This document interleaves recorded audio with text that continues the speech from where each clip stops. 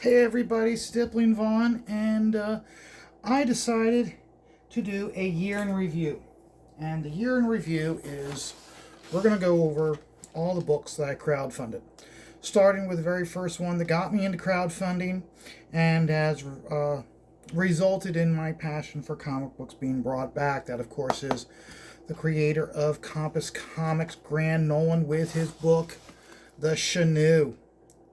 He This was in the very beginning when he was pretty much, as far as I knew, doing most of his crowdfunding and most of his notices for advertising through Facebook. And I finally caved in and bought back the book. And then soon after I backed the book, it arrived.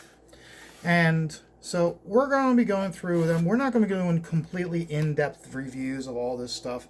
But I wanted you to see. Okay, so we got the 2020, the Chenoo Monster of the Year trading card. We got the bookmark. We got the sticker.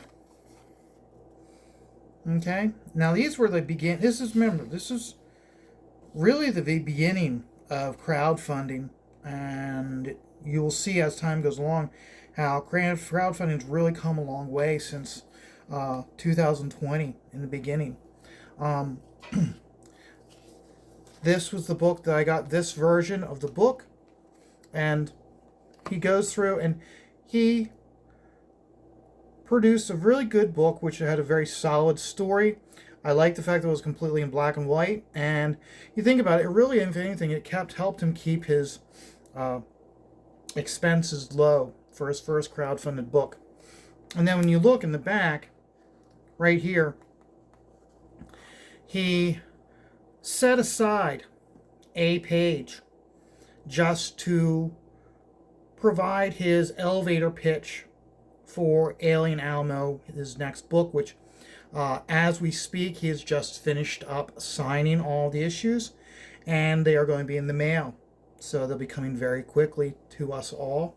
But I wanted to take time to show you. Now, here's one thing that he did, which I think a lot of people need to be doing when they do a crowdfunded book, is include a couple things in the back.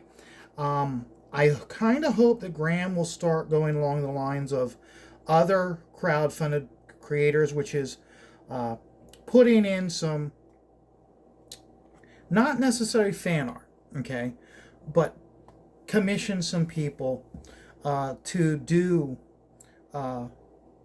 pinups to put in the back of his book. And the reason why I like the creators that do the various pinups in the back of their book is so that it adds some extra value, so that way if they do start doing, not necessarily, if they start having their books in mass production for the retail stores, I know, of course, they're going to go with a lower quality paper, lower quality cover, but by having those pinups in the back and not having them in the newsstand version, it gives the book an extra value. And the last thing I wanted to show you guys is, this is something that Graham put in his book. It was a letter from him. Okay? It was a letter from Graham to us, to each and every one of us, everybody who got who bought the book. You got this letter, and he's thanking us because he's appreciative of us having faith in him to produce a product that we wanted. I'm going to tell you guys right off the beginning, this had an impact on me in the fact that he went this far, even though he didn't sign it. Okay, he still went as far to print something like this. Okay, it wasn't something that was mass produced. I mean, you can tell, you can kind of look at it, and it looks like it was done off of his printer. Okay, but it matters because it shows, it's just that little extra thing that show how he really appreciates what we did. And he stands out from everybody because no one else is going this far with their crowdfunding. Okay, so this was the Graham started the year off for me in January of 2021, and I'm going to be getting Alien Alamo in 2021, very beginning of it. So I mean, that's great. I'm kind of excited about that. How if he continues to run pace the way he's been doing it, he could have it set up so that way you start the year off in 2020 at the beginning of each year in the first month, getting a new crowdfunded book that you watched him produce over the course of the previous year. That sounds pretty cool to me. I kind of hope he does it. Okay, so that's the first one that started the year off. And the next one, I apologize to to Andy Smith. I threw away the Gemini mailer, but what I got his First Man Learning Curve, which came with a magnet, 2 trading cards, and the bookmark. I got the tier that got me the book itself, the program book, and then I asked him, and he added this tier to the very end of the campaign, his Jungle Lords Flash Ultra flip book. And I'm kind of glad he did added it to the end of the campaign, but it helped at the end of the campaign with a financial boost for him. And I know having these 2 books as a part of the campaign for his current book is helping him out, because it gives the ability for anybody who's getting issue 2 Learning Curve, they can get these. And I know that it's given him a financial boost, which shows that when you first start with crowdfunding, sometimes you got to take your lumps with your first book, so that way you can at least get it out in the hands of your backers to get the buzz, so that way you can get that financial boost with the second book and the third book. And because I've noticed a lot of creators who, and some of them are in here in what I got this year, I had to get issues 1 and 2 to understand issue 3, so they got a big boost from me. And I'm noticing that the campaigns and how much money is being raised goes up and up and up because of that. So, but those are the 2 guys, and keep in mind, both of them were mainstream artists. So them having successful campaigns and me backing them was no big deal. And like, okay, yeah, it makes sense. Now the next one is Starblades. Starblades, it was being heavily produced, or I should say it was heavily advertised by Ethan, and eventually he went to Kyle and said, how about if I just take care of getting it published? And Kyle said yes. It's henceforth it has the all caps logo on the book. It also has it on the back. Again, I can't help but go through this book, and when you flip through this book, you look at it, and it has the look and the feel of a Wildstorm book with image. And you think about how you really look at a lot of these books that are being crowdfunded. They have that old school image look that nobody in the mainstream wants to touch. They're like, no, we don't like this stuff that looks like old school image. We don't want it. Okay? And you take a look at it, it's costing them how much money a year, because they don't want these artists, and they don't want the chance, or they don't want to, they're afraid of these artists becoming big names and then going by route of the original 7 from Image. But again, what's nice about the end of the book here is he has these pinups, which were the other covers available if you got the other cover packs. Okay, but what's so nice about it is, if Kyle does this as a newsstand book, all he has to really do is take out all those pinups in the back, curtail it a little bit so it can split it into 2 books, lower the paper quality, and he could have this on the newsstand. So I encourage anybody who's crowdfunding and doing their own book include this extra stuff, because it gives, that way when it comes out on the newsstand, I as the backer can go into the store, flip through it, and go, okay, I'm not going to walk. I'm not going to be. I can walk up to it, flip through the book, set it back on the shelf, because what I got here has a higher value than what's on the newsstand. Plus, also, it'd really piss off those SJW owners if they have to buy, if they had to have these comic books in their stores to stay afloat. Oh, that would feel so nice. That would be so, so nice. And our next one, let's see, what is the next one we have here? The next one is Florida Man. Florida Man, we have the Gator sticker. We got the Florida sticker, and then of course we have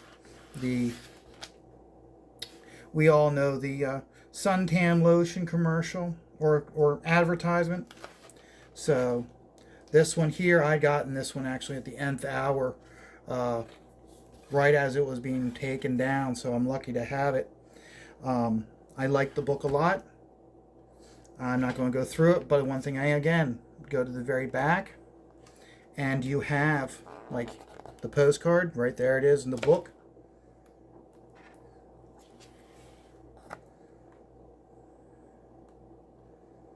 Okay. So,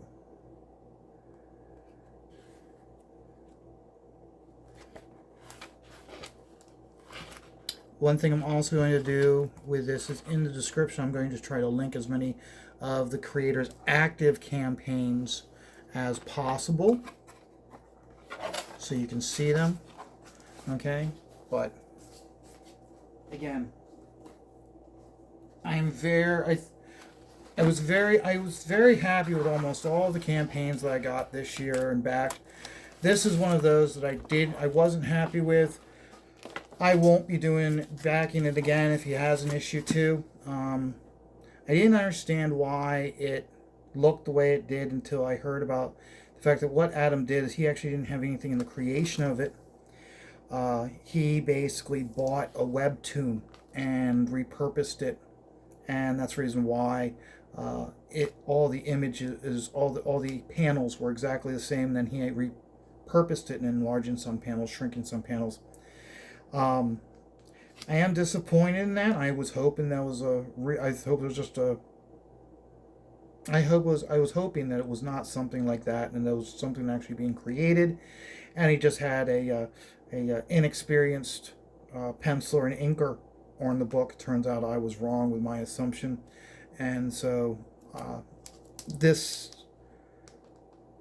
he would really have to wow me on the second one for me to get me to back it. But as it stands, I'll be honest with you, I like this one, better than this one, because this one has so much more of the production artwork, along with showing you of how it went from the original format to the new format, full script, the whole 9 yards. Like I said, probably won't be back in the second issue.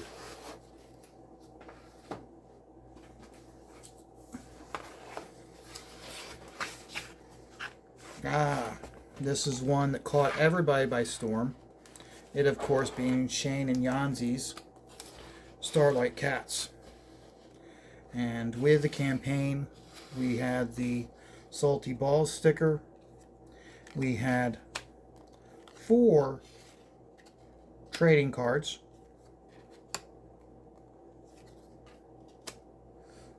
We had a pull-out. It's like a one sheet or a proof sheet for Inglorious Rex, and then we have the poster. The poster was nice. We have the Hang in There Salty Balls poster, and then we also have the pull-out poster, which I believe was I think this is Juan Garcia. Juan Garcia he started out as an animator. He's gone into comics, and he's really taken CG by storm. A lot of a lot of creators, and when I say a lot of creators who used to be mainstream creators are having Jose Garcia do work for them. So that shows how much of a splash he's made in Comicsgate and in the independent crowd scene. Again, with Shane and Yanji's Starlight Cats, again, they reserved a full page to thank the fans and then say that they would see they can't wait to see us in Starlight Cats 2. Okay, so that shows you that there's definitely going to be a second volume, that they made enough money that warranted having a second volume. They're setting aside a full page to thank the fans. And then, of course, again, as I said, as I found out later, Billy Basco, this is not something that was commissioned by Shane. This is fan art. Okay? With, of course, we have showing his cast of cats. And then, of course, he has some black and white interiors here shown from the back of the book, which, again, it's always good to have some of this stuff in the back, along with showing the various colors or the other various variant covers. Because if you were to do this book as a newsstand book, you want to be able to give them, the crowdfunder, more than for them to pick it up off the newsstand. And let's say this was a newsstand book, okay, and you were doing it, they would want to have it set up that this thank you page, when it came out on the newsstand, was an advertisement for for whatever the crowdfunding book they had upcoming or was active at the time when the book was going to be coming out. That would be a big deal also. Would be set aside time for that. So, because I look at it as the more, if we can start getting, or I should say, if they can start getting these books out into the newsstands, I hope the ideology behind it would be a financial boon, because you would get people liking it, then turn around backing the the crowdfunding to bring in more members and increase your fan base. That's so you have more money going directly to you, and you're using the newsstand book almost as an advertisement for your upcoming crowdfunding. This was a different one, an unusual one, in the sense that it came from overseas, so you didn't have the Gemini mailer. It was Perfect 10. Perfect 10, you got your die cut standee. You got your stickers. And lastly, you got a one sheet. And this one sheet done by Barton. Barton, he also has done work for John Malen. So again, this is showing how writers and artists are starting they are not isolated in their own little bubbles. They are networking, they're getting to know each other, and as a result, as I, the fan, am noticing stuff like that, it makes crowdfunding, and specifically Comicsgate, makes them bigger and more powerful. Now with this, I went with the campaign level that gave me issues 1 and 2 of Perfect 10. It gave me the supplemental book, and then it also gave me the what I'm calling the poster book, or the variant book, or pinup book. Okay, and again, it's nice to help introduce you to this universe that the creator has, because obviously he has so much he's trying to introduce you to a lot of characters, so that way when he does his future stories, he's got a bigger audience. We of course lastly have the Pirate Queens by Mandy Summers. This was a bigger book. This was an important book also because at the time when I backed it, I didn't know who Mandy was. Didn't know anything about it. Didn't know she even had her own channel.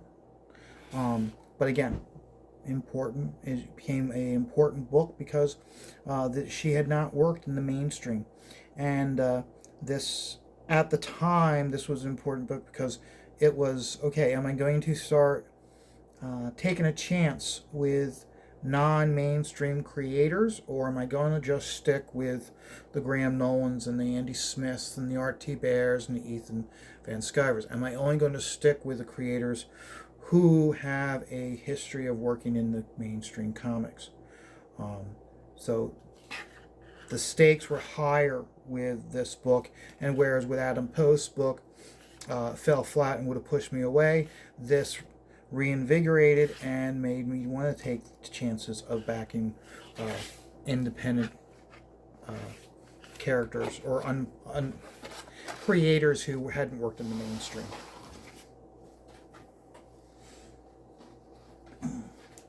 Two books left. This, of course, is John Malen's Graveyard Shift, and he's came with 3 trading cards. It came with RT Bear print, which is only available if you back the as a stretch goal to back the book. It was not in the variants campaign or in the variants book.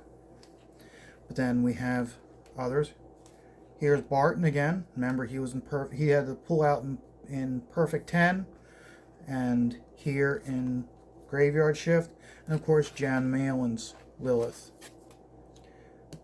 I got the pretty much the highest tier, which gave you 1 and 2, supplemental, volume 3, and the variant campaign.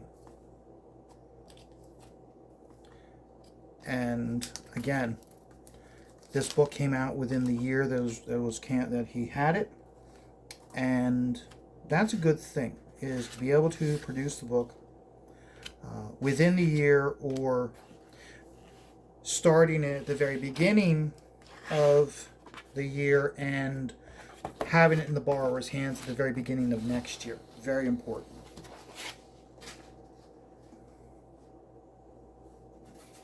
And of course, the last one, The Liberty Brigade. And I've read it twice. I do like it. Again, I don't like this cover, this textured cover. I hope they don't do that ever again. And again, this is an example of next time they do this, they're really going to have to prove it to me, because I'm not going to open it up. In the back of the book, you can actually see this, because I did a Liberty Brigade review. I went over it and I read in the back. I read to it from the back of the book where they said that they're going to have the book fully funded before they launch the next campaign. They definitely need to be doing that. Until they've built up trust with the viewer, with the audience again, they're going to have to. Okay, so hope you like this. 2021 was my first year backing campaigns, and quite honestly, I was almost at the point where I was going to say, no, I'm not going to be buying comic books anymore, and having to face the depressing realization of that being a reality. Fortunately, thanks to Graham Nolan and his Chenille book, and him relentlessly and repetitively and weekly advertising it, posting updates, I can only imagine what he went through, and how there must have been times where he felt like he was talking to absolutely nobody, and he was reaching the point where he was annoying people. But if he hadn't continued, he hadn't persisted, I probably wouldn't have gotten the Canoe, and it probably wouldn't have led me down this rabbit hole that I'm kind of glad I have fallen into. So I hope you like this video, and I am going to be giving you guys links to as many campaigns as possible of these creators that I got books from this year. So I hope you like that, and until then, just keep taking life one dot at a time.